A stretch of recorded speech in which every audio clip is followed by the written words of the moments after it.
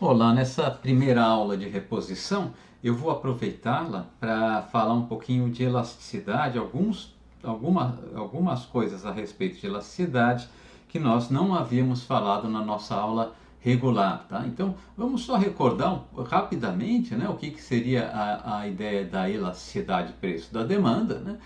Então, imagine que eu tivesse essa curva de demanda que vocês estão vendo na tela e que o preço do nosso produto tenha variado de um preço inicial P0, ao qual a quantidade demandada era Q0, para um preço final P1, ao qual a quantidade demandada final era Q1. Né? Nós vamos chamar ΔP a variação no preço, tá? Que vai ser P1 menos P0.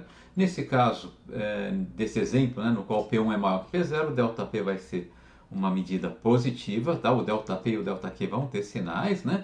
E nós chamamos de ΔQ, Q1 menos Q0, nesse caso seria uma medida negativa.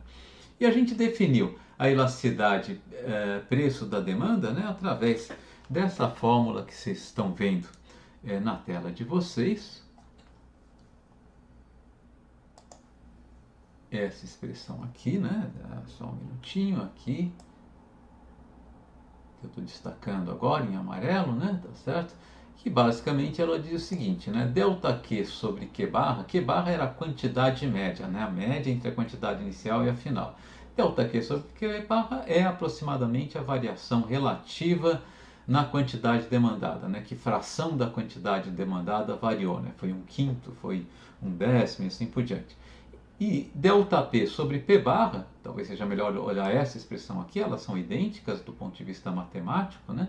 ΔQ sobre Q barra é a variação relativa na quantidade demandada, ΔP sobre P barra é a variação relativa no preço, né? Então, a nossa elasticidade preço da demanda, ela podia ser pensada como uma razão, né, entre variação relativa na quantidade demandada e variação relativa no preço, ou como a gente estava falando, variação percentual na quantidade sobre variação percentual no preço, né? Só que esse percentual de quantidade de preço é calculado com relação não à quantidade inicial, não à quantidade final, mas com relação à média das quantidades, né, da quantidade inicial e final, e a mesma coisa com relação ao preço. O que é importante é que a gente viu, né, que essa elasticidade preço da demanda, ela vai ter uma propriedade interessante, que é a seguinte. Deixa eu só achar a tabelinha aqui onde a gente resumia essa propriedade.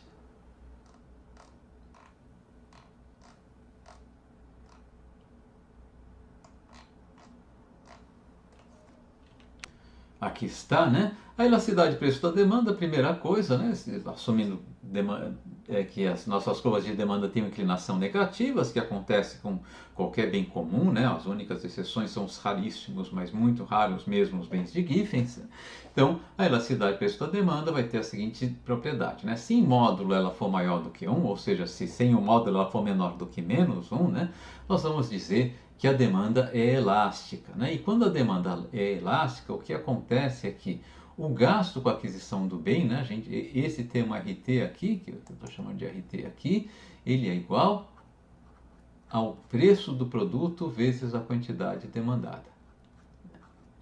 Então, quanto que os consumidores querem, qual o valor, né, que os consumidores querem gastar para adquirir esse bem, né? Tá? É a quantidade que eles querem comprar vezes o preço do produto, né? Então, se a elasticidade do preço da demanda em módulo for maior do que 1, né, nós vamos dizer que a demanda é elástica, tá? E o que vai acontecer é o seguinte, né? Quando aumenta o preço do produto, tá? A receita, o valor que os consumidores estão dispostos a gastar para adquirir esse bem diminui, né? Porque eles vão querer consumir menos desse bem, tá? E o que eles vão querer consumir a menos desse bem, mais do que compensa o efeito do aumento no preço, tá?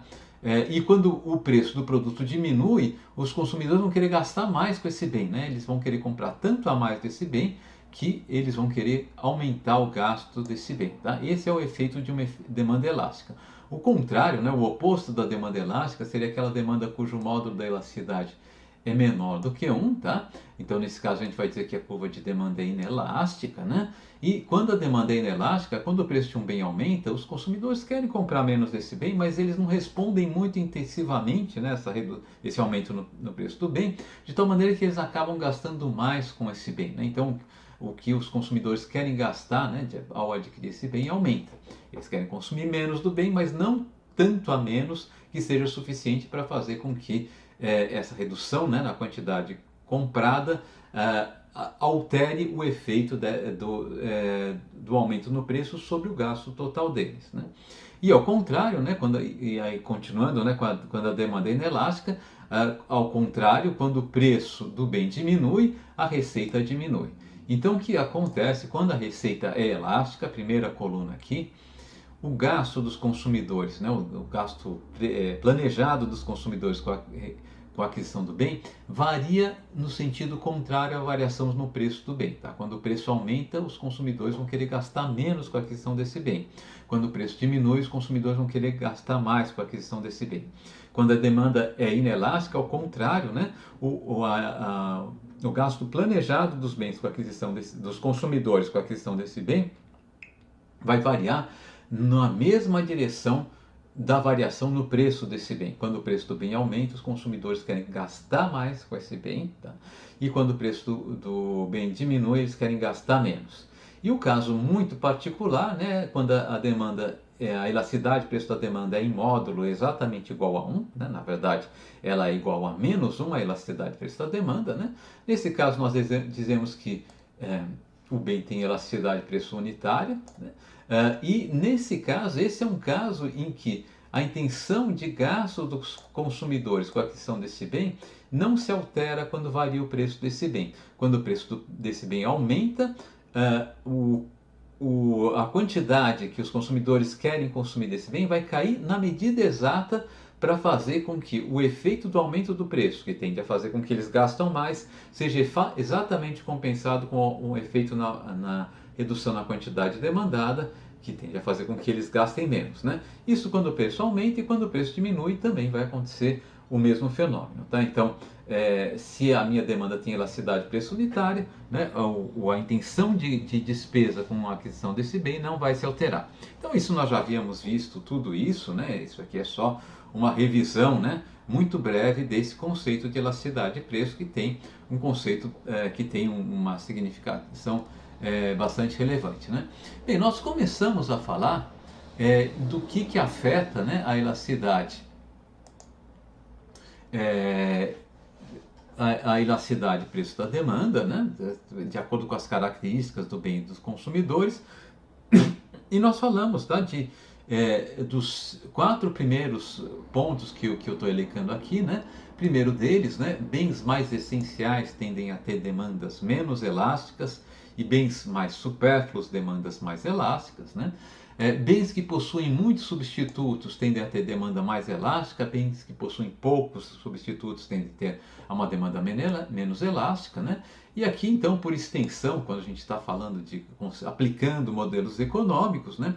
Quando no nosso modelo a gente está tratando o bem de uma maneira muito abrangente, né? A gente está falando, o que eu estou entendendo aqui por um bem por exemplo, é um grupo de bens, né? Eu não estou falando aqui por exemplo, de um automóvel de uma marca específica, mas eu estou falando de automóveis em geral, né? Quando estou falando de automóvel em geral, estou falando de uma coisa menos bem definida do que um automóvel de uma marca específica. Quando eu falo de um automóvel de uma marca específica, esse automóvel tem um monte de substitutos que são as outras marcas de automóveis, né? Tem muitos substitutos próximos. Agora, quando eu falo de automóveis em geral, a possibilidade de eu substituir um automóvel em geral por algo que não seja um automóvel já é mais remota, né? Então, a quantidade de substitutos próximos para um bem definido de maneira genérica é menor em tese, né? Então, quanto mais abrangente a definição do bem que eu estou usando na minha análise, menos elástica deve ser a demanda desse bem, né? E nós falamos também que um fator importante, né, é o peso no orçamento do consumidor. Aqueles bens que têm grande peso no orçamento do consumidor tendem a ter demanda mais elástica do que aqueles bens que têm pequeno peso no orçamento do consumidor. Um outro fator que eu comecei a falar, mas não me estendi muito, diz respeito ao horizonte de análise, né? Ah, quanto tempo eu estou considerando para verificar o ajuste na demanda do consumidor após a variação de preço, tá? Então, e o que eu vou argumentar com vocês é o seguinte: se eu tiver um bem de consumo não durável, tá? O que a gente deve esperar é que a demanda, no prazo mais longo, a demanda deve ser mais elástica, né? Num horizonte de análise mais longa, a demanda deve ser mais elástica do que num horizonte de análise mais curto, né? E eu vou argumentar com vocês, se eu estiver falando de em termos de bens de consumo durável, essa relação pode se alterar, tá? Eu vou argumentar isso usando dois exemplos, né? Um exemplo de um bem de consumo não durável e um exemplo de um bem de consumo durável. Tá? Por exemplo, para o bem de consumo não durável, eu vou pegar o resultado de um estudo que foi feito nos Estados Unidos, né? Com dados lá da década de 70, tá? Então é um estudo relativamente antigo, mas que eu acho que continua válido, né? Pelo menos em linhas gerais, as conclusões. E esse estudo ele verificou, né, qual que foi a resposta da demanda de gasolina nos Estados Unidos, tá, em relação aos choques do petróleo, que implicaram em grande variação no preço da gasolina no mercado doméstico americano. Tá. Só que ele verificou, né, como que essa demanda respondia ao longo do tempo. Né? Então ele tinha aqui ele verificou o seguinte nesse estudo, que a partir do momento que variou o preço da gasolina, se eu verificar o que acontece com a demanda de gasolina um ano depois, em resposta a essa variação no preço, eu detecto uma variação de 0,11%, né? Mais ou menos, bem menor do que né? Quase um décimo da unidade. Né? Se eu espero 2 anos, essa variação ela já vai para 0,22%. Tem uma elasticidade um pouco maior, minha elasticidade é menos 0,22. Se eu deixo passar 3 anos, menos 0,32, tá? Essa próxima linha aqui, 5 anos, menos 0,49. Minha elasticidade está crescendo em módulo, né? Se eu deixo passar 10 anos, menos 0,82. E 20 anos, a minha demanda passa a ser até ligeiramente elástica, que é algo que a gente não... meio surpreendente, né? A demanda de gasolina elástica, né? Mas a argumentação disso é simples, né? Na verdade, quando eu deixo passar mais tempo após a variação de um preço, eu dou mais tempo para os consumidores desse item se ajustarem a esse preço novo, né? E no caso da gasolina isso é notável, né? Se a gente está pensando especialmente no mercado americano, né? Na época, década de 70 do século passado, eles tinham aqueles carros enormes com motores muito grandes e muito ineficientes, que consumiam muita gasolina, mas isso não era problema para os americanos, porque bem, é uma população rica e a gasolina era relativamente barata para eles. Né? Quando sobe o preço da gasolina, num primeiro momento, o cidadão americano, o sujeito que usa a gasolina lá nos Estados Unidos, não tem muito o que fazer para reduzir o gasto de gasolina, que não seja reduzir um pouco viagens desnecessárias, né? Fazer algum rodízio de carona, alguma coisa do tipo, ou eventualmente regular melhor seu automóvel. A resposta de curto prazo, aqui num horizonte de um ano, vai ser pouco intensa. Né? Então, quando eu tenho um aumento de 1% no preço da gasolina, a demanda de gasolina cai 0,11% aproximadamente, né? De acordo com esse quadro aqui. Né? Se eu dou 2 anos, o meu horizonte de resposta já fica um pouco maior. Né? Primeiro, eu posso descobrir que eu tenho um colega que faz a mesma viagem que eu periodicamente. Ao invés de nós irmos cada um com seu carro, a gente divide um carro. Eu posso desenvolver hábitos, começo a desenvolver hábitos, né? Começo a fazer alguns deslocamentos, eu começo a fazer a pé e descubro que isso aqui é saudável, que vale a pena, descubro que tem um meio de transporte coletivo que sai mais barato, no qual eu posso fazer essa e aquela viagem, assim por diante, então eu consigo já ter um ajuste maior. Quanto maior o horizonte de tempo, mais fácil achar esses tipos de ajustes. Né? Se o horizonte de tempo começa a ficar realmente muito grande, o que vai acontecer é o seguinte, chega uma hora eu tenho que trocar meu carro. Como a gasolina está cara, eu quando for escolher um novo automóvel, eu vou pensar se ele é econômico ou não. E o automóvel econômico vai ter maior valor para mim simplesmente porque ele gasta menos gasolina. O perfil de demanda, né, de automóveis começa a mudar, os consumidores começam a comprar automóveis mais econômicos. Então, num primeiro momento, simplesmente o que vai acontecer é que aqueles econômicos, automóveis mais gastões vão perder mercado, os mais econômicos vão ganhar mercado, mas os consumidores médios vão ter mais automóveis mais econômicos e, portanto, vão consumir menos gasolina. Se eu der mais tempo, a indústria automobilística vai perceber isso. Ela vai perceber, olha, agora os meus consumidores eles estão preferindo carros mais automóveis, mais econômicos e vão tentar investir nisso, em carros mais econômicos, né? E o que vai acontecer então? A indústria automobilística começa a buscar carros que gastam menos, né? Com o passar do tempo, se eu der mais tempo, você começa a procurar fontes alternativas de energia e assim por diante. O resultado é que se eu der muito tempo, eu dou mais perspectivas para os consumidores responderem a esse aumento inicial no preço da gasolina. Depois de 20 anos, tá, a demanda de gasolina não é mais inelástica, ela é quase elástica, né? Então, a gasolina é um exemplo típico de um bem de consumo não durável, né? O que acontece é que, usualmente, bens de consumo não duráveis, eles têm uma resposta relativamente pequena a um aumento de preço, uma resposta de curto prazo relativamente pequena à flutuação de preço, tá? E uma resposta de longo prazo um pouco maior, né? E o que vai acontecer com bens de consumo duráveis? Para ilustrar isso, eu tenho, né, aqui um outro exemplo, né, que é um exemplo no qual eu estou mostrando, tá, os resultados de um estudo, mesmo período, tá, no qual foi estimada a elasticidade de preço da demanda de automóveis nos Estados Unidos, tá, também, né, em horizontes de resposta diferentes, tá. E o que esse estudo percebeu é que agora o perfil é diferente, né. A elasticidade de preço da demanda de automóveis nos Estados Unidos de curto prazo, no horizonte de um ano, ela é 1,2. Né? Isso quer dizer que a demanda de automóvel é ligeiramente elástica, tá, no curto prazo no mercado americano. Tá? Mas se eu der 2 anos como de horizonte de resposta, essa elasticidade fica um pouco menor, 0,93.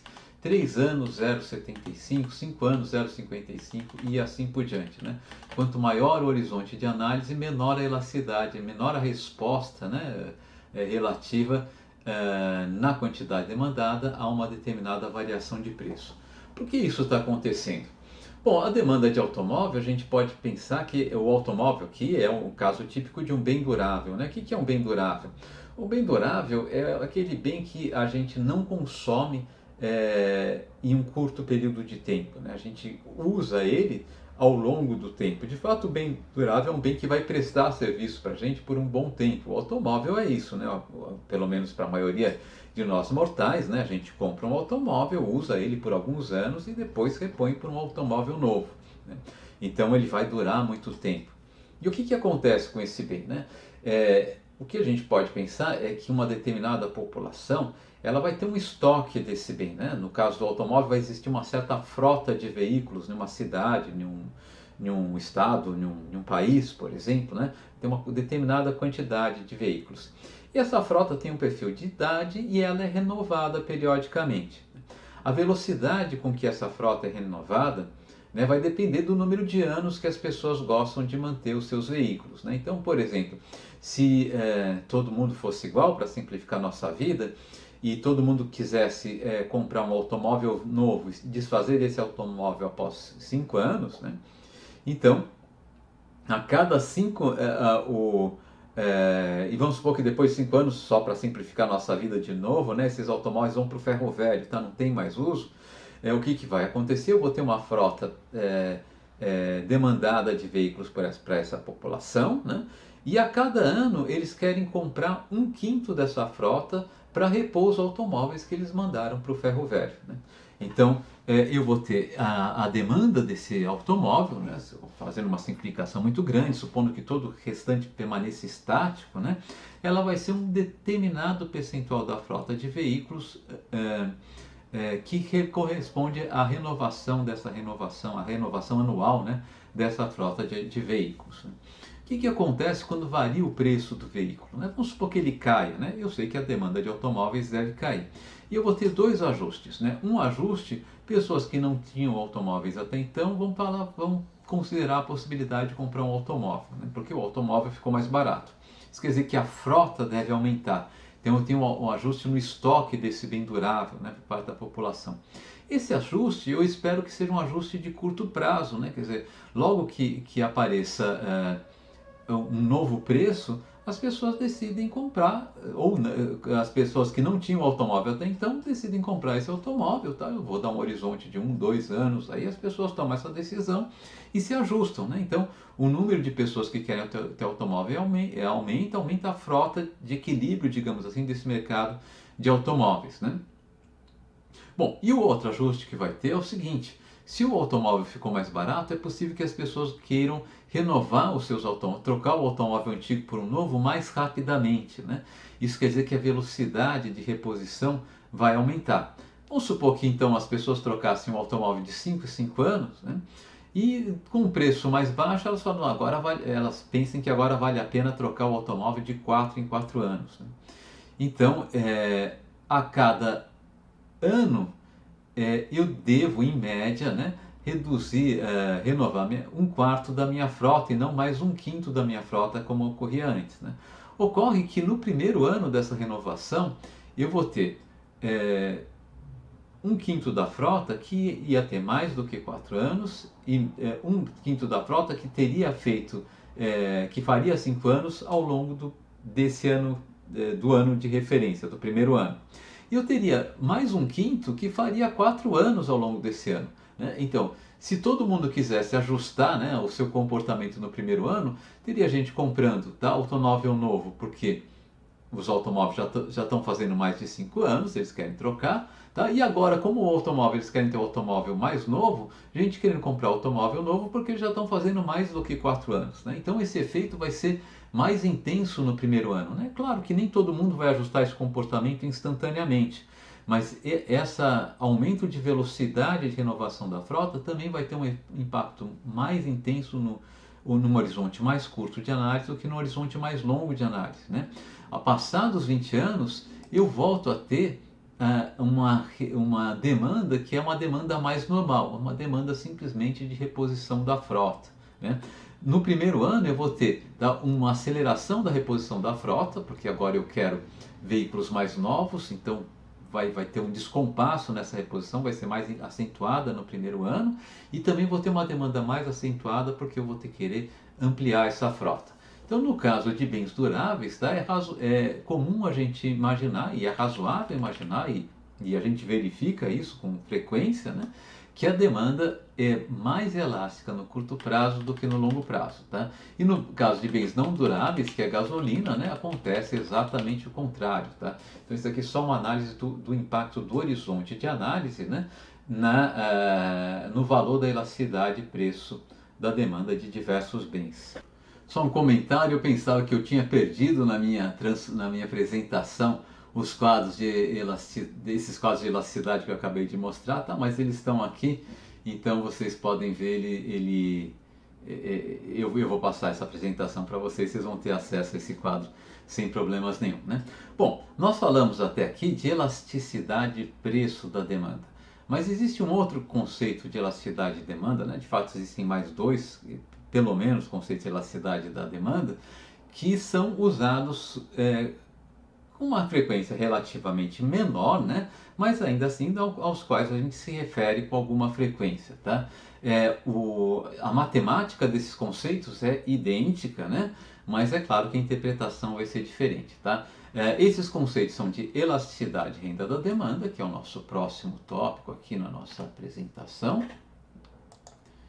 de elasticidade e renda da demanda, aqui, né? Tá? E o outro conceito vai ser de elasticidade e preço cruzada da demanda, né? Então vamos falar primeiramente da elasticidade e renda da demanda, né? Ela vai ser uma medida da quantidade demandada a variações na renda, né? Enquanto a elasticidade e preço da demanda é uma medida da sensibilidade da quantidade demandada a variações no preço, a elasticidade e renda da demanda é uma medida, né, da sensibilidade da quantidade demandada a variações na renda, né?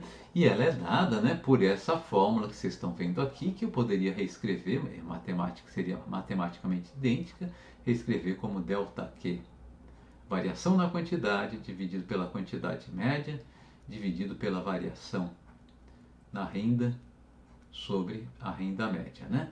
Na verdade, para ser mais preciso, né, eu vou assumir que eu tenho uma variação na renda e apenas na renda, verifico qual que é a variação na quantidade, ΔQ, calculo a variação relativa na quantidade, né, qual que é a fração da quantidade média, aqui fração da quantidade média corresponde a esse ΔQ, e faço e divido pela variação relativa na renda, né?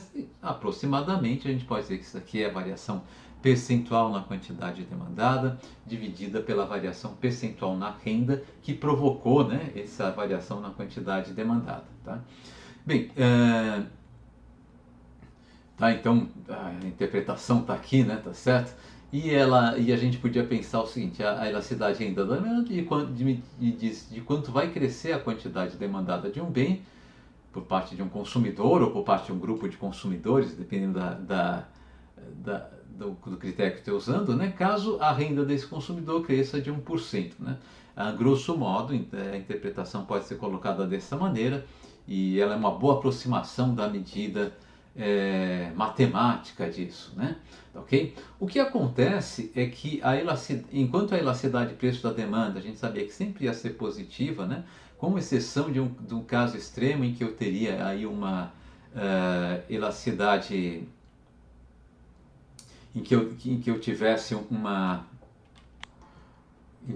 o caso extremamente raro do bem de Giffen, né? A elasticidade de preço da demanda é sempre negativa, tá? Tanto é que a gente pode falar no módulo dela sem nenhum problema. No caso da elasticidade de renda, eu não devo esperar esse resultado. Eu tenho bens para os quais a elasticidade de renda é positiva e bens para os quais a elasticidade de renda é negativa. Né? Se a elasticidade de renda for positiva, eu tenho o que eu chamo de um bem normal, que é aquele bem cuja quantidade demandada aumenta quando aumenta o consumo desse bem. Né? Cuja quantidade demandada aumenta quando aumenta a renda do consumidor. Né? Mas eu posso ter aquilo que a gente chama de um bem inferior. O bem inferior é aquele bem que eu passo a consumir menos quando a elasticidade quando a minha renda aumenta, né? E consumo mais quando a minha renda diminui. Tá? E eu posso ter uma série de razões pelas quais eu posso escolher consumir mais de um bem inferior. Né? Uma razão é porque, o que o nome sugere, né? É que o bem tem algum atributo que ele é inferior a algum substituto próximo dele. Então, quando eu vou ficando mais rico, eu vou substituindo esse bem de menor qualidade por um bem que se presta à mesma finalidade, mas que tem maior qualidade. Mas, enfim, não é só isso que vai caracterizar aquilo que a gente chama de um bem inferior. Né? Então, eu posso ter esses dois resultados. Tá? Se a demanda, a variação percentual na quantidade demandada tem o mesmo sinal que a variação na renda, né? Eu sei que eu tenho um bem normal. Né? A renda aumentou, a quantidade demandada aumentou, a renda diminuiu, a quantidade demandada diminuiu. Né? E se a elasticidade de renda da demanda for menor do que zero, é porque a variação percentual na quantidade demandada tem sinal contrário à variação percentual na renda, e nesse caso eu tenho um bem inferior. Tá? Bom, o que define, né, a gente pode pensar, né, quando a gente falou de elasticidade de preço da demanda, a gente viu que existia uma relação entre elasticidade de preço da demanda e o que acontece com o gasto que os planejado dos consumidores com a aquisição de um bem, à medida que varia o preço desse bem. Né? Se a elasticidade de preço da demanda for maior do que 1 em módulo, né? Se eu tiver uma demanda elástica, quando o preço de um bem diminui, os consumidores querem comprar tanto a mais desse bem que eles vão querer gastar mais com a aquisição desse bem. Né? E o contrário, quando o preço desse bem aumenta, né, eles querem consumir tanto a menos desse bem que no resultado eles vão querer gastar menos com a aquisição desse bem. Se eu tivesse um bem com demanda inelástica, cujo módulo da elasticidade de preço da demanda fosse menor do que 1, né, nesse caso aqui, quando o preço aumenta, a quantidade demandada cai pouco o suficiente para fazer com que o novo plano de consumo desse bem por parte dos consumidores implique num gasto maior desse bem por parte dos consumidores. Né? E quando o preço diminui, a quantidade demandada sobe, mas não sobe bastante, não sobe muito, de tal maneira que os consumidores vão querer gastar menos com esse bem do que eles gastavam antes, quando o preço era mais elevado, né? E com relação à elasticidade de renda, né? A elasticidade de renda também vai dar uma relação entre uma variável, né? Como uma variável responde a variações na renda. E essa variável aqui é a participação no orçamento do consumidor, né?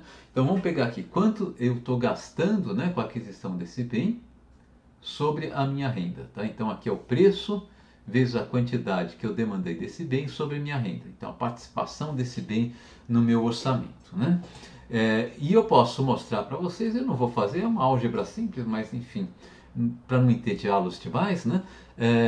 O que vai acontecer é o seguinte: se a minha demanda for renda elástica, se a elasticidade de renda da demanda for maior do que 1, quando a renda aumenta, aumenta, tá, o gasto, o percentual da minha renda que eu destino à aquisição desse bem, né? E eu vou chamar isso aqui um bem de luxo. Então, um bem de luxo é aquele bem que passa a ter um peso maior no meu orçamento quando eu fico mais rico, né?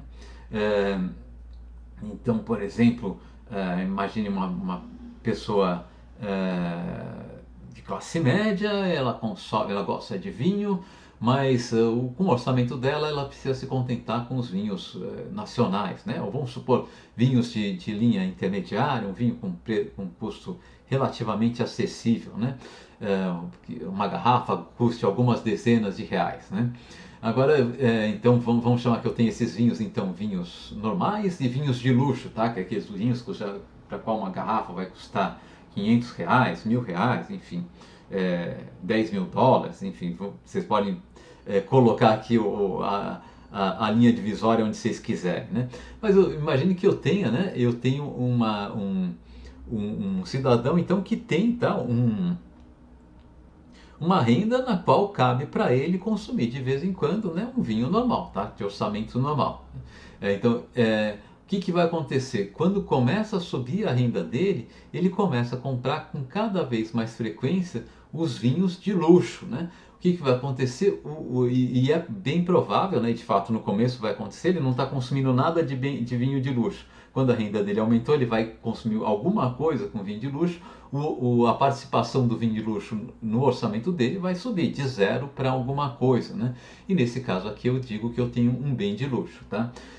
Um bem é dito de luxo ou não de luxo, né? Se a elasticidade ainda da demanda for menor do que 1, tá? Mas ainda maior do que 0, menor do que 1, ainda maior que 0, eu vou dizer que eu tenho um bem essencial, tá? E se ela, então eu devia ter colocado aqui, né? O seguinte, né? 0 menor ou igual à elasticidade ainda da demanda, menor do que 1. Nesse caso aqui eu tenho o que eu chamo de um bem essencial, né? E aqui eu teria um outro caso que eu não coloquei, deveria ter colocado, né? Caso a elasticidade de renda da demanda seja negativa, menor do que 0, eu vou ter, né, o bem que a gente já falou, inferior. Nos casos de cima, né, em que a elasticidade de renda da demanda não é negativa, eu chamo tanto o bem de luxo quanto o bem essencial como um bem normal. Tá? Então, tá aqui, né? E eu posso ter todos esses casos, tá? E o que é interessante aqui, né, é que o bem de luxo, tá? Por definição, é aquele bem cujo eu gasto uma fatia, né, um percentual maior do meu orçamento quando eu fico mais rico. Mas eu posso detectar se um bem é de luxo simplesmente detectando se a elasticidade ainda da demanda é maior do que 1, tá? Um bem é um bem de luxo somente se a elasticidade renda da demanda for maior do que 1, tá? Caso a elasticidade renda da demanda estiver entre 0 e 1, tá? Vou colocar como igualdade nos dois casos, eu digo que eu tenho um bem essencial, né? E caso a elasticidade renda da demanda for menor do que 0, eu vou ter o que eu chamo de um bem inferior, tá? Então a gente pode falar, e o que é interessante, né, é que a elasticidade renda da demanda também depende do horizonte de análise, tá? Então naquele mesmo estudo, eu já vou falar sobre isso, estou me antecipando aqui, né? Deixa eu dar outros exemplos que eu tenho aqui, tá? Essas aqui são estimativas feitas para o Brasil, tá? Nos anos de 95 e 96, usando dados da pesquisa de orçamento familiar do IBGE, tá? Aqui eu coloquei a referência, inclusive, e nesses dados aqui esses autores descobriram é o seguinte, que a elasticidade de renda da demanda depende da renda, né? Quer dizer, ela não é algo estático, né? Assim como a elasticidade de preço da demanda depende do ponto da demanda que eu estou olhando, tá? A mesma coisa acontece para a renda, tá? Esses autores aqui, eles dividiram, né, a população observada na pesquisa de orçamento familiar, tá? Em diversas faixas de renda. A faixa de renda 1 era uma faixa de renda mais baixa e a faixa de renda 5 uma faixa de renda mais elevada, né? Para a faixa de renda 1, tá? Quase todos os bens eram bens normais, né? O presunto, né, que aqui são todos bens alimentícios, né? O presunto era um bem ligeiramente superior, né? Ou seja, para a população pobre pode ser, né, que ganhando um pouquinho mais, a participação do presunto no meu orçamento aumente, né? Tá, ok? E farinha de mandioca, né, que talvez seja nessa faixa de renda 1 já aparece como um bem inferior. As pessoas mais ricas, mesmo na população mais pobre, meu orçamento vai aumentando, eu vou cortando a farinha de mandioca, né? Talvez aqui em decorrência do fato que a nossa população pobre, ela é muito pobre, né? Isso quer dizer que quando eu tenho muito, muito, muito pouco mesmo, né? O que eu compro de comida? Aquela comida que me dá mais sensação de saciedade. E a farinha de mandioca, aquilo que é barato, me dá a sensação de saciedade. A farinha de mandioca pode cumprir esse papel, né? De fato, aparentemente é uma coisa que as pessoas que estão no limite de miséria fazem, né? Você come uma ou duas colheres de farinha de mandioca, toma um copo de água, a farinha incha no seu estômago e dá uma sensação de saciedade, né? Nutricionalmente deve ser péssimo, né? Mas é o que eles conseguem fazer com baixa renda. O que acontece quando você começa a ganhar um pouquinho mais, né? Você logo vai falar, não, eu quero comer alguma coisa que traga algum elemento mais nutritivo, né? Quero comer feijão e assim por diante. E eu começo a substituir a farinha de mandioca, né?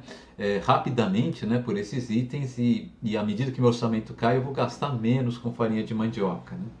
Não que não seja gostoso, todo mundo gosta de pôr todo mundo não sei, mas muitas pessoas gostam, né, inclusive no Brasil, né, de comer um feijão com farinha de mandioca, mas digamos assim, a farinha de mandioca passa a ser mais um acessório e menos, né, o alimento principal, né?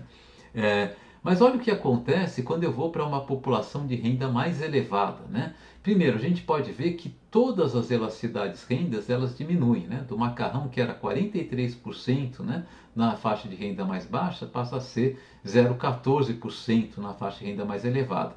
Os bens vão se tornando mais essenciais, né? Alguns que eram, né, bens normais, como o pão, ele vai passar a ser um bem inferior. Olha o sinal negativo aqui, né? Então, na faixa de renda 5, essas pessoas aqui começam a ganhar mais, vão gastar menos, vão gastar uma fatia menor, né, vão gastar menos, de fato, né, com o consumo de pão, né? Possivelmente porque vão substituir o pão por outros alimentos, né? Você come o pão no café da manhã e vamos supor, se eu estou ganhando um pouquinho menos, de vez em quando eu faço um lanchinho no jantar, né? Mas se a sua renda está aumentando, bom, vamos no restaurante, num jantar, corta o pão, né? Você faz alguma coisa nesse sentido, tá? E a farinha de mandioca fica ainda mais inferior, né? Fica um bem ainda mais inferior, tá aqui, né? Ela passa a ter uma elasticidade menos 1,72%, né? Então aqui, esse exemplo aqui é interessante. O próximo exemplo, tá? De fato é baseado nos mesmos estudos lá de demanda de gasolina, só que aqui eu vou falar de elasticidade de renda, tá? Eu já peço desculpas, né? O meu slide aqui, tá? O título da primeira coluna é anos decorridos após a variação na renda e a segunda coluna é elasticidade de renda, né? E acontece a mesma coisa, né, que acontecia com a elasticidade de preço de gasolina, acontece com a elasticidade de renda de gasolina, tá? Da demanda por gasolina. Quanto mais restrito o horizonte de análise, menor a resposta, né, a variações de renda, né? E a razão para isso é similar, né, ao argumento que a gente fez para o preço, né? Então imagine que eu tenho uma redução de renda, né? Num primeiro momento eu vou precisar ajustar meu orçamento a essa redução de renda, né? Bom, no primeiro momento eu posso até não fazer imediatamente esse ajuste de orçamento, usando algum tipo de poupança, fazendo alguns empréstimos e assim por diante, né? Com o passar do tempo eu não vou ter jeito, vou ter que fazer esse ajuste de orçamento, né? E daí eu vou tentar ver como eu faço para ajustar esse orçamento, né? Então eu estou usando muito carro, gastando muita gasolina, começo a pedir carona para um colega, fazer revezamento com um colega. Depois de algum tempo eu começo a mudar de hábito, uso mais transporte coletivo, faço mais deslocamento a pé, começo a usar bicicleta e assim por diante, né? Quando chegar a hora de eu trocar meu automóvel, eu vou tentar um automóvel mais barato, assim por diante. Então a elasticidade renda da demanda por gasolina é tanto maior quanto maior o prazo que eu dou para o nosso consumidor responder à variação na sua demanda, né? E a elasticidade renda da demanda por automóveis? Acontece o contrário, né? Ela é mais intensa no curto prazo e menos intensa no longo prazo, né? E possivelmente aqui o fator, de novo, a explicação, de novo, passa por aquilo que eu falei antes, né? Olha, minha renda mudou, né? Eu estou ganhando agora 20% a mais do que eu ganhava antes, né? Não estava prevendo isso. Então, dado que eu vou ganhar 20% a mais, primeiro meu carro está velho, vou trocar meu carro, né? Então, imediatamente eu tenho maior propensão de trocar meu automóvel, né? Segundo, agora que eu estou ganhando bem, eu não vou trocar mais meu carro de 7 em 7 anos, mas vou trocar de 5 em 5 anos, né? Então minha frequência de troca de automóveis passa a ser maior e o que vai acontecer então é que eu vou tender, né, esses ajustes eles vão ter um impacto maior, né, no curto prazo, né, que é o ajuste de antecipar a troca do automóvel, tá? Mas no longo prazo, tá? Ele ainda vai ter um impacto que é simplesmente o impacto de que eu vou ter uma frequência maior de trocas de automóveis, né? Esse estudo aqui, de fato, ele está falando de elasticidade de renda, mas ele está vendo a renda média de uma população, né? Então, se essa população ficou mais rica, por exemplo, num primeiro momento, um monte de gente vai querer comprar o automóvel porque está mais rico, quer trocar o automóvel velho e assim por diante. Com o passar do tempo, né, na verdade, o que só vai acontecer, eles vão trocar o automóvel com mais frequência, mas essa troca vai estar mais igualmente distribuída ao longo do tempo. Então, a elasticidade renda da demanda por automóveis de longo prazo vai ser não tão, não vai responder tanto quanto no curto prazo, como está sendo colocado aqui, né?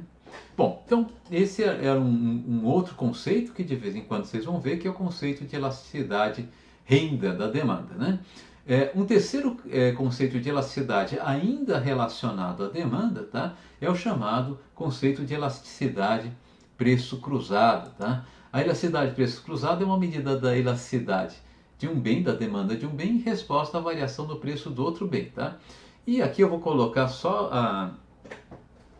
a definição mais intuitiva, tá? Vocês vão ver esse termo de vez em quando, mas não é tão usual assim, então para o nosso curso não vai ser muito crucial que vocês dominem esse termo. Mas a elasticidade preço cruzado da demanda do bem 1 em relação ao preço do bem 2, tá? Ela é a razão, tá? Eu provoco uma variação no preço do bem 2, vejo o que acontece com a demanda do bem 1 em resposta a essa variação no preço, né? E eu vejo a variação percentual na demanda do bem 1 e divido pela variação percentual na demanda do bem 2, né? Em português, a elasticidade preço cruzado da demanda do bem 1 em relação ao preço do bem 2 me diz de quanto por cento vai variar a demanda do bem 1 em resposta a uma variação de 1% no preço do bem 2, né? O que pode acontecer? Pode acontecer duas coisas, né? O preço do bem 2 sobe ou diminui, varia em uma direção, e a quantidade demandada do bem 1, o numerador dessa expressão aqui, pode variar na mesma direção, nesse caso a elasticidade preço cruzada vai ser positiva, ou pode variar em direção contrária, né?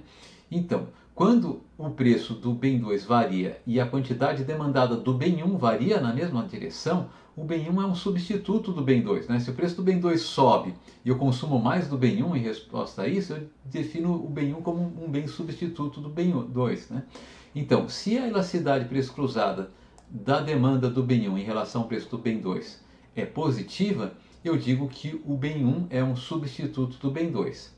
Ao contrário, se ela for negativa, isso daqui está indicando, por exemplo, que quando o preço do bem 2 sobe, eu consumo menos do bem 1. Né, indicando que possivelmente eu consuma os dois conjuntamente, né? Eles são bens complementares. Eu vou dizer que o bem 1 é um bem complementar ao bem 2, tá? Então, se a elasticidade preço cruzada do bem 1 em relação ao preço do bem 2 for menor do que zero, eu vou dizer que o bem 1 é complementar do bem 2, né?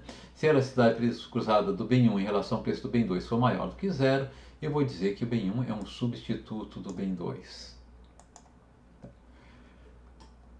E pode acontecer da elasticidade preço cruzada, né, que a elasticidade preço cruzada seja exatamente igual a zero, né? Variou o preço do bem 2, não alterou a quantidade demandada do bem 1. Nesse caso, né, eu vou dizer que o bem 1 é independente, talvez do bem 2 ficou feio, né? Mas bom, independente do bem 2 é independente em relação ao bem 2, né? Talvez seja melhor essa expressão, tá? O bem 1, a demanda do bem 1 é independente relativamente ao preço do bem 2, tá? Então aqui eu passei com vocês todos os conceitos de elasticidade, preço, de elasticidade relacionadas à demanda. O mais importante de longe aqui para a nossa discussão aqui é elasticidade e preço, né? Então, vamos ficar com esse conceito. E o conceito de elasticidade e preço eu posso aplicar a outra função que para a gente é importante, que é a função de oferta, tá? E a medida da elasticidade e preço da oferta é exatamente, né, matematicamente definida de forma similar à elasticidade e preço da demanda. Se eu tiver um preço inicial ao qual a quantidade ofertada, né, um preço inicial P0, ao qual a quantidade ofertada é Q0, né, e esse preço varia para um novo preço P1, ao qual a quantidade ofertada é Q1, tá certo? Eu posso definir a elasticidade preço da demanda simplesmente, né? Definindo ΔP como P1 menos P0, tá? ΔQ como Q1 menos Q0, né? A gente pode definir um P barra, né? Um preço médio como P1 mais P0 dividido por 2, uma quantidade ofertada média, né? Como Q1 mais Q0 também dividido por 2, né?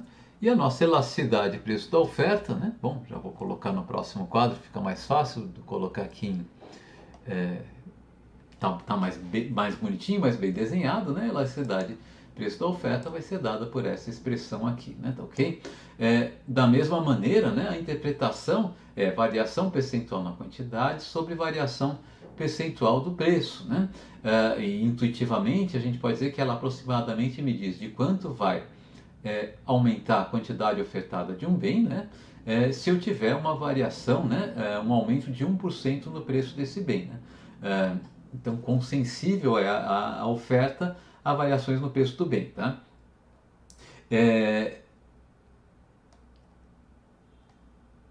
Talvez valha a pena comentar uma coisinha aqui que não foi colocada aqui na apresentação.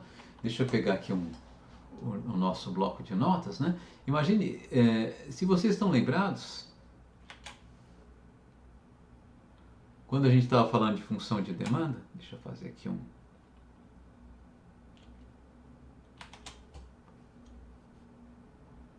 gráfico, tá? Opa.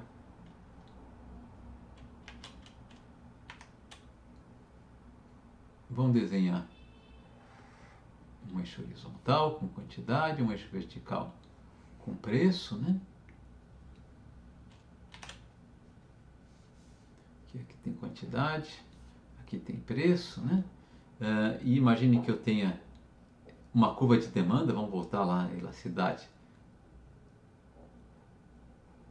Uma determinada curva de demanda aqui, tá? Meu preço variou de um preço P0 para um preço P1.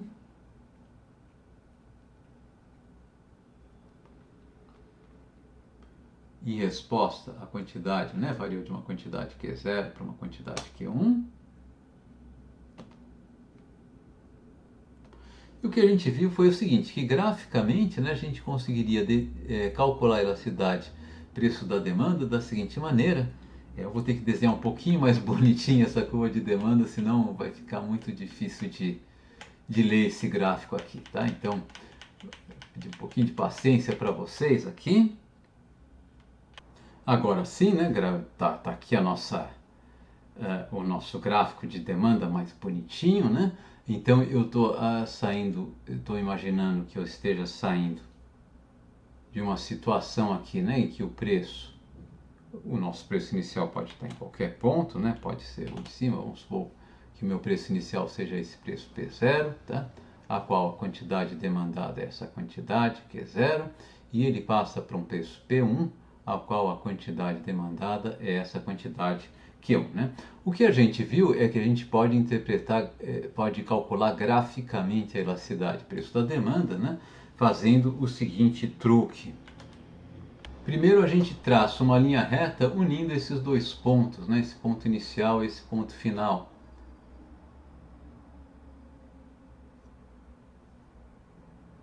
Alguma coisa mais ou menos por aqui, eu acho.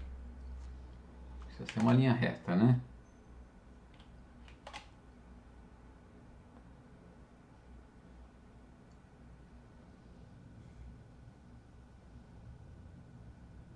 Então, tracei uma linha reta unindo esses dois pontos.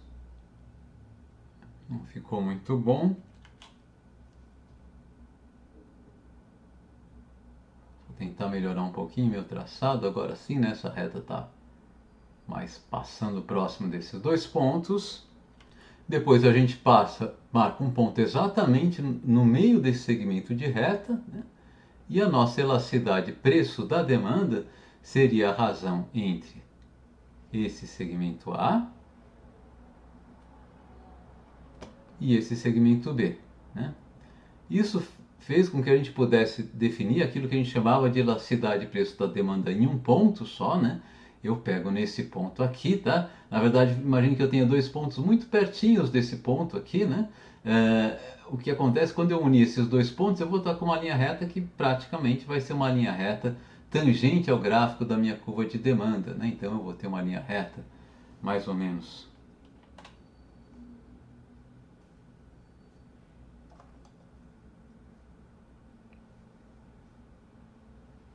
como essa aqui. Não ficou muito boa.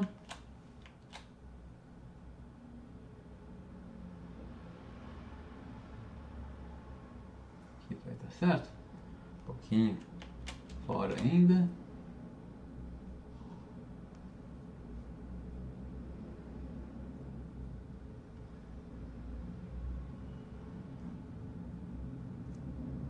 Com dificuldade, não? Aqui acho que ficou razoável, né? Então, imaginando que essa aqui seja uma linha reta tangente, né? A minha elasticidade preço da demanda vai ser razão entre esse segmento,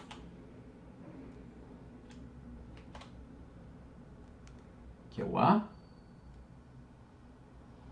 que vai do nosso ponto, né, até o cruzamento da linha reta tangente com eixo horizontal, sobre esse segmento aqui, que é o B, que vai do nosso ponto até o cruzamento da linha reta tangente com eixo vertical, né? Então, nesse caso aqui, a elasticidade preço da demanda, né?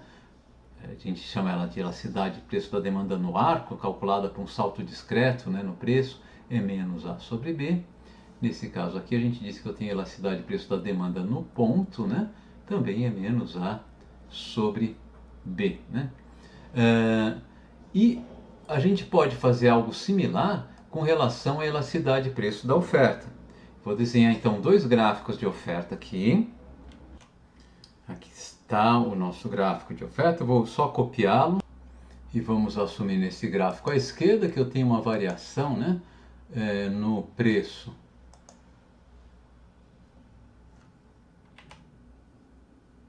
de um preço inicial P0 para um preço final P1, né? Pode ser o inverso também, né? Não importa aqui quem é inicial, quem é final, e uma quantidade variando, né? De Q0 para Q1. E o que eu posso mostrar para vocês, não vou mostrar, mas poderia mostrar para vocês, não é muito complicado, mas enfim, vou poupá-los do tédio. Eu poderia mostrar para vocês que eu posso calcular a elasticidade preço da oferta também graficamente, desenhando uma linha reta que une esses dois pontos, o inicial e o final, como a gente fez, né, para calcular a elasticidade preço da demanda.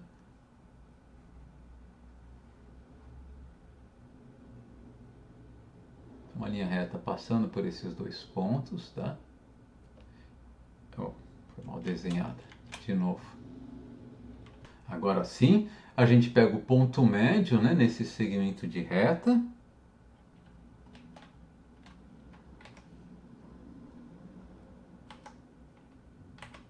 Como fez com a curva de demanda, tá? E a elasticidade da oferta vai ser a razão da distância entre esse ponto médio e o cruzamento dessa reta com o eixo horizontal, que seria o nosso segmento A, tá? E esse ponto médio e o cruzamento dessa linha reta com o eixo vertical, tá? Só que aqui os dois cruzamentos ficam do mesmo lado, né? Mas aqui eu vou ter a elasticidade da oferta, eu estava usando E subscrito S, né? Vai ser igual a A sobre B. E se eu quisesse achar a elasticidade de preço da oferta em um ponto, né, específico da minha curva de oferta, por exemplo, nesse ponto aqui, tá? Eu pegaria uma linha reta, passando por esse ponto, tangente, né, à nossa curva de oferta.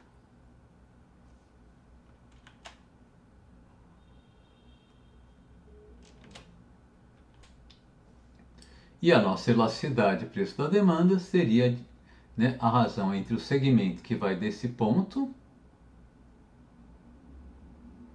até o cruzamento dessa linha reta com o eixo horizontal, que a gente pode chamar de A, né, e o segmento que vai desse ponto até o cruzamento dessa linha reta com o eixo vertical, que a gente pode chamar de B, né? A elasticidade da oferta aqui é igual a A sobre B. Tá?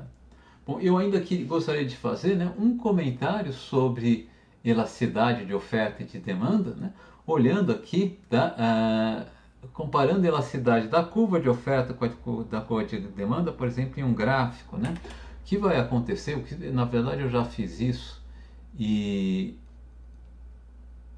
é o seguinte, imagine que eu tenha, né, aqui um diagrama, né, de quantidade e preço. Aqui está a quantidade, aqui está o preço. Né? E para simplificar a minha vida, imagine que eu tenho uma curva de oferta como essa aqui, tá? E uma curva de demanda como essa aqui. Tá? E o que a gente fez, né? Por exemplo, para ver distribuição, né, do ônus de um imposto, por exemplo, né, a gente dizia o seguinte, ó, se eu tiver um imposto sobre a venda, né, quem vai arcar com a maior parte do ônus é quem tiver a curva mais inclinada, né, a partir do ponto de equilíbrio. Tá? O que eu posso dizer nesse ponto aqui? A minha curva de oferta é mais inclinada que a minha curva de demanda. Mas vocês estão lembrados também que elasticidade e inclinação não querem dizer a mesma coisa, né? Grosso modo, a elasticidade é igual à inclinação vezes o preço sobre a quantidade. De fato, é 1 sobre a inclinação, né? A inclinação da curva em relação ao eixo vertical, tá? Vezes o preço sobre a quantidade, né? Mas quando eu estiver olhando no mesmo ponto, tá? Como tanto nesse ponto aqui, tanto para a curva de oferta quanto para a curva de demanda, tá? Preço e quantidade é a mesma coisa. Nesse ponto aqui, tá? Eu posso dizer que a curva mais elástica, no ponto que as duas curvas estão se cruzando, né? A curva mais elástica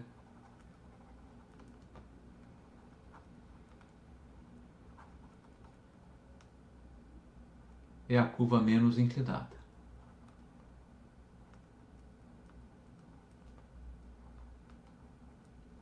Mais plana, né, se vocês quiserem pensar assim, tá? Nesse caso aqui, a curva de demanda, né? Então, por vezes a gente vai falar, vai fazer isso. Nesse ponto aqui, a curva de oferta é mais elástica que a curva de demanda. Como eu sei isso, né? Bom, a curva de oferta é dada pela relação, pela tangente a elasticidade da oferta, né, é dada pela inclinação da curva de oferta, mas não medida em relação ao eixo horizontal, mas medida em relação ao eixo vertical, né, dado por essa tangente aqui. Tá? Essa, essa tangente aqui seria o equivalente ao nosso delta Q sobre delta P. Né? A tangente desse ângulo aqui vezes P sobre Q vai dar a elasticidade de preço da oferta. E a tangente do ângulo que a curva de demanda faz com eixo, com uma linha reta vertical, né? Esse segundo ângulo aqui, multiplicada por P vezes Q, vai dar a elasticidade preço da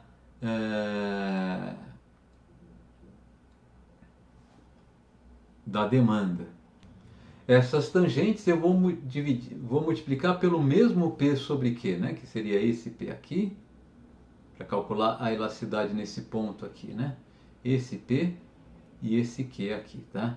Então, nesse ponto aqui, tá? A curva de demanda vai ser mais elástica que a curva de oferta, tá? Então, eu já fiz isso e vocês vão ver eu fazer de novo, né? Quando eu ponho duas curvas se cruzando no mesmo ponto, eu digo a mais elástica e a menos inclinada, tá? Ela de fato vai ser, tá? Mas elasticidade e inclinação não quer dizer a mesma coisa. Só que quando as duas curvas estão no mesmo ponto, né, o restante que é relevante para definir a elasticidade é igual para as duas curvas. Né? Então eu posso simplesmente fazer uma comparação de inclinações. E para terminar a aula, deixa eu só passar para vocês, tá? Alguns exemplos, algumas aplicações, tá? E a primeira aplicação é a seguinte, tá? Imagine que isso daqui seja a curva de demanda e a curva de oferta, tá? Possivelmente de um bem agrícola, talvez tenha de um bem essencial, de alguma maneira um bem cuja demanda seja pouco elástica, né? Por que eu posso dizer, por que eu posso ter a convicção que nesse ponto aqui, deixa eu só fazer um pouquinho diferente, que nesse ponto aqui, né, a minha curva de demanda ela é pouco elástica, né? Porque se essa curva de demanda aqui, se eu estender essa linha reta, né, ela é uma linha reta, ela é a linha reta tangente ela mesma, se eu estender essa linha reta até o eixo horizontal, né, vou ter aqui um segmento A, a elasticidade vai ser menos A, né? Nesse ponto aqui, né, a elasticidade preço da demanda vai ser menos A, sobre um segmento B que começa aqui, tá? E ele segue, né, até lá em cima, vai seguir até lá muito no alto, né? Onde essa minha linha reta vai cruzar aqui o nosso eixo horizontal. Mas pode ver que o B está lá em cima, o B é bem maior que o A, né? Então, menos A sobre B aqui vai ser um número muito pequeno, né? Tá? Isso aqui certamente é menor do que 1 e é bem menor do que 1, né? Tá? Em módulo, né? Menor do que 1, né? Então, o módulo da minha elasticidade é o módulo de menos A sobre B, que é menor, né, do que 1, tá? Bem menor do que 1, na verdade. Né? Essa demanda é bastante inelástica. Né? Isso acontece com muitos produtos agrícolas, especialmente aqueles produtos agrícolas que são produtos essenciais de consumo imediato, né? E assim por diante. Então imagine que eu tenha o seguinte resultado, esse ponto que está sendo marcado aqui, quando esse ponto de cruzamento das curvas de oferta e de demanda, tá? Deixa eu apagar o rascunho que eu fiz aqui para a gente ficar com um gráfico mais limpo, né? Então imagine que nesse ponto aqui, tá? Seja o ponto de equilíbrio normal, tá? Desse mercado, tá? Quando as condições de oferta são normais, tá? O equilíbrio está aqui. As condições de oferta podem ser anormais, né? Por exemplo, para definir quanto eu vou ofertar de um bem agrícola, eu defino com alguma antecedência, porque eu preciso plantar, né? Começar a cultivar o produto até ele gerar o resultado, demora algum tempo, né? E esse resultado vai depender do que vai acontecer com a natureza nesse tempo, se o tempo vai ser bom, vai ser ruim, se vai ter praga, se não vai ter e assim por diante. O que vai acontecer se eu tiver uma situação muito boa, muito favorável à minha produção? Né?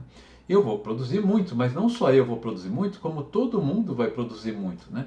Eu estava esperando esse preço aqui, tá?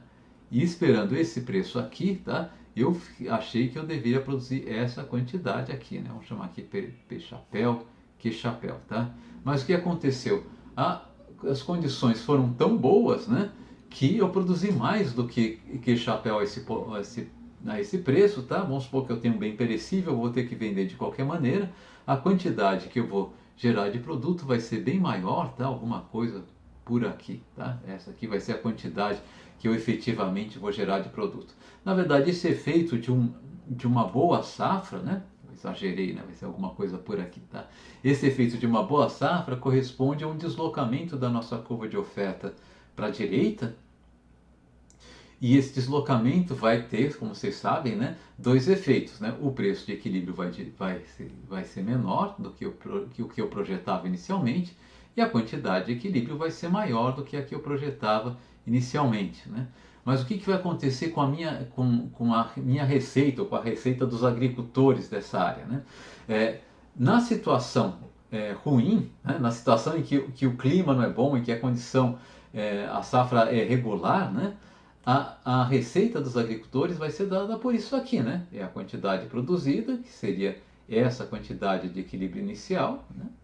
Vezes o preço, tá? Em situação regular, seria dado por essa área aqui em azul, né? Tá? Na situação em que a safra é boa, tá? O preço ele cai, né? Ele fica menor e a quantidade produzida aumenta, mas aumenta pouco, né? A minha receita com a safra boa vai ser essa receita aqui, né?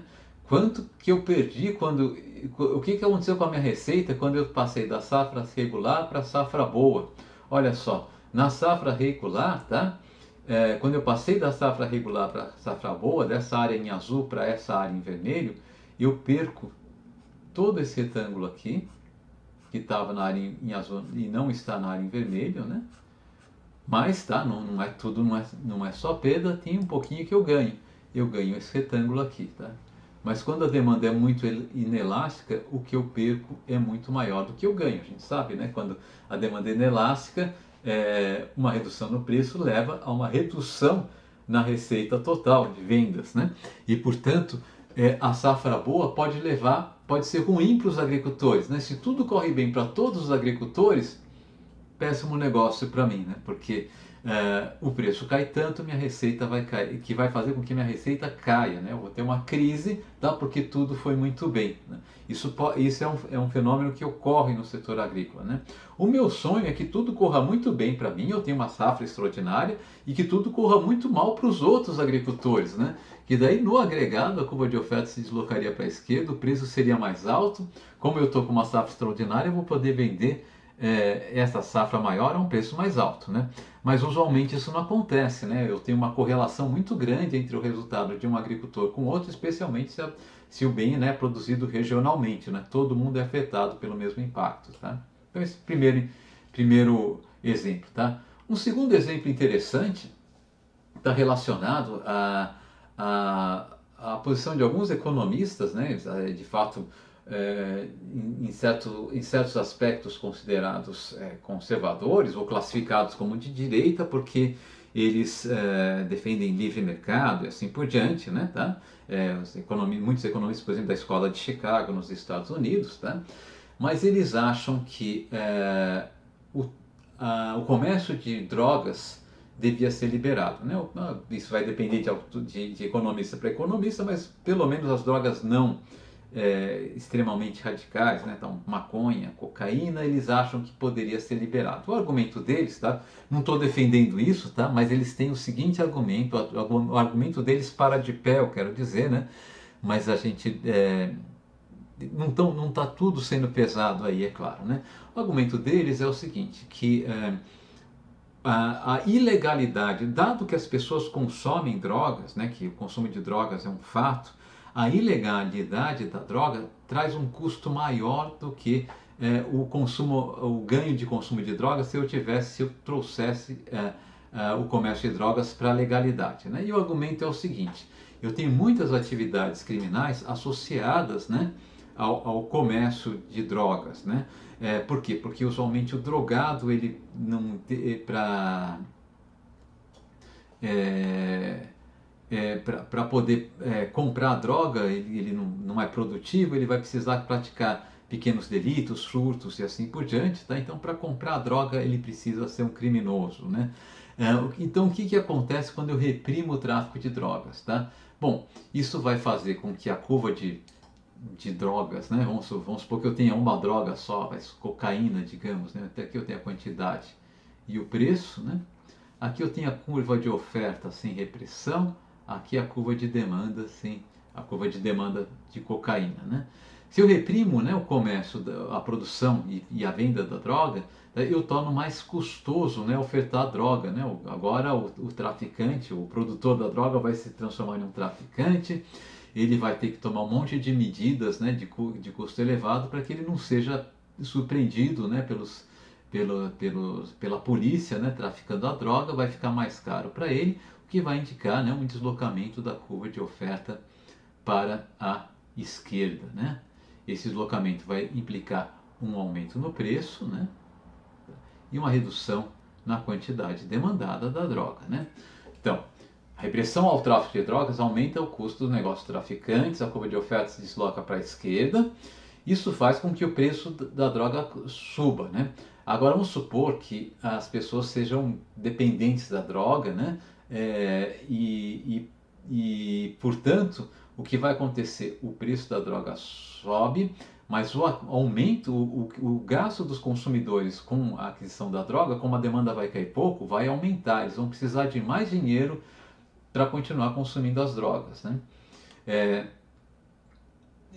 E essa necessidade maior de dinheiro vai levar, tá, a um crime, né, associado ao consumo de drogas, vai aumentar também em uma proporção mais intensa, né, do que vai aumentar no final das contas, porque esses caras precisam de mais dinheiro. Então, o que esses economistas falam, olha, um benefício de eu liberar a droga é que possivelmente eu teria uma redução nesse tipo de furto, né, no furto, na criminalidade praticada pelos viciados, né, que precisam do dinheiro para pagar a droga, né? Agora, eles precisariam de menos dinheiro e de roubar menos, né? De fato, eles vão ter uma série de outros argumentos, mas que vão mais ou menos nessa linha, né? Defendendo, né, a liberalização do consumo e do comércio e de produção de algumas drogas, tá? Eu não estou defendendo isso aqui, né, mas só dizendo que isso pode acontecer, tá? Eu vou parar aqui, tá, com esse exemplo, tá? O outro exemplo eu já havia falado para vocês, que é o exemplo da gasolina, da gasolina, né, vamos fazer o último exemplo, vai não custar nada, tá? O último exemplo que eu queria falar com vocês, então, né, é um exemplo relativo, tá, à dificuldade de manutenção do cartel do OPEP, né? Na década de 70 do século passado, né, os países exportadores de petróleo, eles já tinham uma organização chamada Organização dos Países Exportadores de Petróleo, né, OPEP, tá? E eles fizeram, tá, um movimento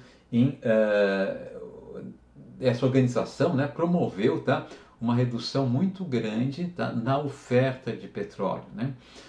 Como a demanda a demanda de petróleo, né, é muito inelástica, e na época era ainda muito mais inelástico, o mundo era muito dependente de petróleo, essa redução resultou em uma elevação muito maior no preço do petróleo, tá? Como a demanda era inelástica, o resultado foi que, vendendo menos petróleo, esses países exportadores conseguiram ter uma receita maior, né? Porque o aumento no preço foi mais do que proporcional à redução na quantidade ofertada, né? Portanto, o movimento desse cartel, a cartelização, né, dos países exportadores de petróleo, foi um movimento bem sucedido para eles, pelo menos no curto prazo, tá? Porém, no longo prazo, o que aconteceu? Aconteceu que a gente viu o que acontece com a demanda de gasolina e aconteceu com a demanda de petróleo também, né? A demanda de longo prazo é mais elástica do que a de curto prazo, né? Então, a manutenção do preço elevado que eles tinham conseguido obter com uma redução relativamente pequena na oferta de petróleo, eles já não estavam mais conseguindo obter, né? Os ganhos de receita que eles tinham obtido no curto prazo não se sustentavam mais, né? Tá?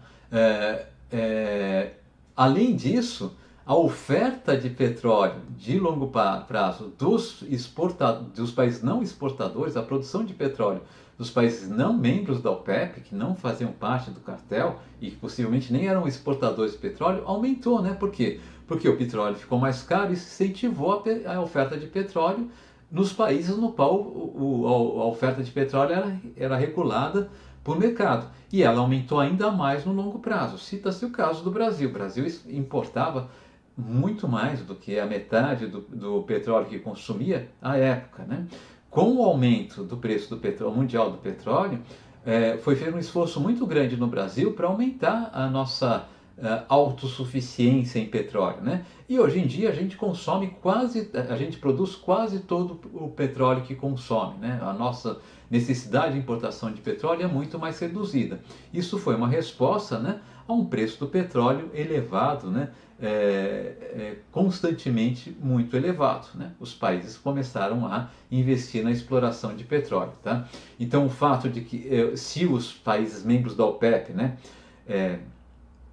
fossem mais visionários, eles perceberiam o seguinte: olha, se a gente subir muito o preço do petróleo, vão ter dois efeitos que podem, no longo prazo, ser negativos para a gente, né? A gente vai ter um efeito que é decorrente do fato de que a demanda é mais elástica no longo prazo do que no curto prazo, tá?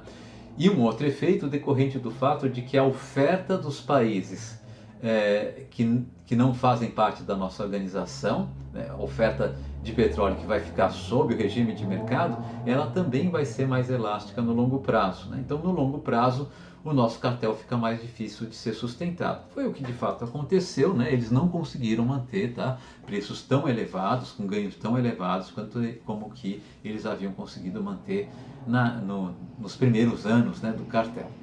Bom, gente, então é isso que eu queria falar com vocês nessa aula de hoje, tá? E a gente vai continuar o curso nas aulas normais, ao vivo, né? Então é isso, até a próxima. Obrigado pela atenção. Tchau, tchau.